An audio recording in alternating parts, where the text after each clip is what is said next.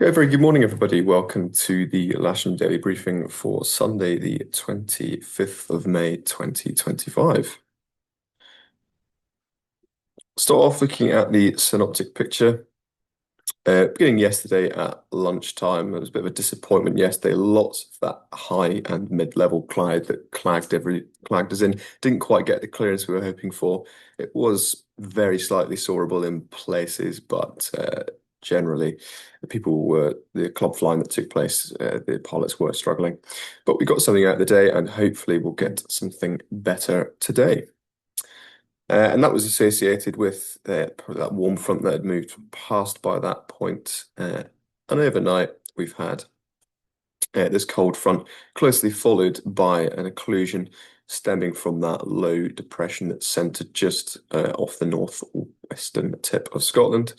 And that brought quite a bit of rain and low cloud overnight. Some of you, particularly those of you camping, may have heard. By midday today, that's moved clear with that occlusion beginning to weaken, and we should have a reasonably clear patch. So the weather itself today should actually be fairly reasonable once this cloud that's outside has broken up. What we can notice here, though, is with that depression still centered just to the north of Scotland, the ice bars are really very close. So we're expecting a fairly brisk wind, nice westerly flow for us today, but should be quite gusty on the ground as well as in the air. So that's something we'll have to keep an eye on. In terms of outlook, we can see there's a couple of troughs forming, and one just about to hit the western tip of Ireland. We do have high pressure down towards the Azores that's hopefully starting to ridge up and work its way in. You can see that is very much happening. Getting into the Bay of Biscay tomorrow overnight, and then tomorrow during the day, potentially still okay. That low pressure depression still getting in the way a little bit, but a little bit more frontal activity coming in overnight and into Tuesday. So not the best outlook, but there is a reasonable amount of clear between the fronts. So if we can get reasonable winds, we should hopefully get some decent flying. But back to today, looking at the cloud radar sat pic at the moment, you can see quite a lot of this low-level stuff all over the country, with clearances coming in from the west. So hopefully this should all start to lift and move away in the next couple of hours. And rain, a few showers associated with that. We'll just zoom out slightly. This is the current picture. Quite a lot over the Midlands, and it's just light showers passing us here. Might get one or two as we did yesterday, but nothing particularly significant. And looking at the Met Office prediction, we'll just cycle that through. You can see again the occasional shower down in our part of the country, but nothing particularly significant in what was likely to be the taskable area up to the north and possibly slightly west. And it remains clear into the evening, so assuming the wind remains calm or not too gusty, we'll be able to hopefully get some club flying in for the part of the afternoon. The RAF Odium TAF is not valid today, being the weekend, but we do have a METAR, and they're giving us 23015 knots, visibility greater than 10 kilometers, and it was overcast at 1,000 feet, which I concur with looking outside. Farnborough, they do have a TAF valid as of about half an hour ago. They're giving us 24014 knots, visibility 10 kilometers or more, scattered at 2,500 feet. We then have a Prob 40 in for the earlier part this morning between 8 and 10 with 6,000 meter visibility, showers breaking at 1,200 feet. And then later on between 9 and 3, they're giving us a Prob 30 of 260, 16 gusting 26, and then later on 260, 17 gusting 27. So fairly windy in places, particularly those gusts. And that is not until the afternoon first, coming around at probably about midday that we'll be seeing gusts of that strength here. And winds at flying heights to the south of us, excuse me, 270 and 280, about 25 knots flying height. To the north, it's 270, 25. So again, fairly strong height. On the surface here at Lasham, we're expecting more or less straight westerly, which is confirmed here by windy. And down here on the right there, giving gusts up to 29 knots into the early afternoon. Looking at the local Met Office forecast, the winds have subsided a little bit since the prediction yesterday, but as we can see, potentially some quite pleasant weather, clear skies to 19 degrees actual temperature, feeling quite a bit cooler with this strong wind, or around about 14 degrees maximum, with quite a high UV of 6, so we need to take care for that. But winds in the mid-afternoon, 17 gusting 34, so that is benefited by the fact that it's a straight westerly, but that was something we're going to have to keep an eye on for the club operation in terms of how much we can actually accomplish, particularly with ground handling with those sorts of gusts. Visibility, though, is rated as excellent, and we've got a relatively low humidity level. GFS temperatures giving us around 18 or 19 degrees with a dew point of, I think that's about 6. And looking at the Lasham weather station, just refreshing that now, we're up to 14.3 degrees now with a dew point of 10.6. Sky sight beginning with the point forecast for Lasham, you can see really quite reasonable. This lower level stuff breaking away within the next hour. It's already getting a bit brighter outside.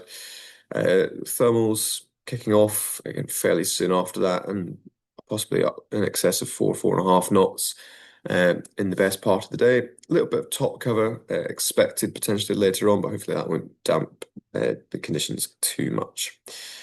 We can see soarable up to about 5,000 feet, 4.5, 5,000 feet locally, and surface dew point dropping off quite significantly into the afternoon. The wind at the thermal top, we're expecting quite strong, up to 30 knots northwesterly. And on the surface, they're giving us a little bit more north in it than the other forecasters have been suggesting, and slightly lower in terms of gusts. So we'll see what happens. And you can see the surface pressure steadily rising throughout the day to tomorrow, where we're expecting probably 1016 or 1017. And just displaying that as the cross section, reasonable amount of cumulus showing there once this low level stuff clears. Good window starting from about 11:30, 12 o'clock, and the best part of the day ranging from 1 until 4:30. Cloud distribution then on SkySight, correction there, top meteo, beginning at 9 o'clock local. You can see this sort of low level clag with quite a lot of cumulus underneath this autocumulus, which you can see there is very much some structure outside. If we run that through hour by hour, you can see it does start to break up, and that's now 12 local, where we should have cumulus without a huge amount of top cover. It then almost blues out briefly before filling back in again. And then we start to get some autocue cirrus working its way in. But we should have reasonably clear skies by the time we're packing everything up. NOTAMs then, just a few are relevant to us today. 19 being the larger NOTAM centered on Lasham. That is, of course, the Lasham Nationals NOTAM, just informing other aircraft what's going on. Over at 17, we've got Bath Stacey live firing as normal. That's surface to 1,600 feet AMSL. 22 here, we've got a parachute jumping exercise at high clear. That's NOTAM surface to 4,900 feet, and it's active from 12 o'clock till 3:15 Zulu. So that'd be 1 o'clock to 4:15 local time. Also up at 24 here, we've got Otmo live firing, and that's from surface to 1,500 feet. We'll finish off now with the local airfield briefing, just a couple of points to note for today. But before that, we'll move on to the Odium cross section, which is more or less in agreement with the other information we've looked at. You can see here this lower level cloud, just sort of sub 1,000 feet to begin with. But then moving through, beginning to lift, and we're getting some few strata Q, and then we should have some scattered Q from about 11:30, 12 o'clock onwards. Fairly low freezing level today of just over 5,000 feet. So there is an icing risk if anyone does end up in Clyde. With reasonable thermal prediction from the office here, up to 5 to 6 knots, but there is turbulence such forecast there as well. Winds, they're going to give us a maximum in the middle, 2 o'clock, 260, gusting 32 on the surface, and fairly brisk for the remainder of the day, and surface visibility up to 50 kilometers, so we should have very good vis today. There is a hazard in for strong winds, and the maximum temperature we can expect is about 19. Got our bookings then. There's just the one K21 today for booked instruction. There's a K21 allocated to Imperial College, and we've got plenty of space across the single-seater fleets. There is also a K21 allocated to the casual list, and there's one on the casual list at the moment, so if we could get somebody out to help, that'd be much appreciated. We also had a K13 allocated for trial lessons, but we've cancelled the morning based on the weather, and will most likely cancel the afternoon for the wind. If anyone is a bit cautious about getting outside initially, the simulator is available for your use as normal. Got nothing from 2XL today, and there's some very low cloud, moderate winds in the morning. Will clear, beginning to clear already quite quickly, and we should hopefully have comp launching, depending on what the wind does. It'll be runway 27 today. We'll be winching as we did yesterday from the pan, and the comp grid will be on 27 hard.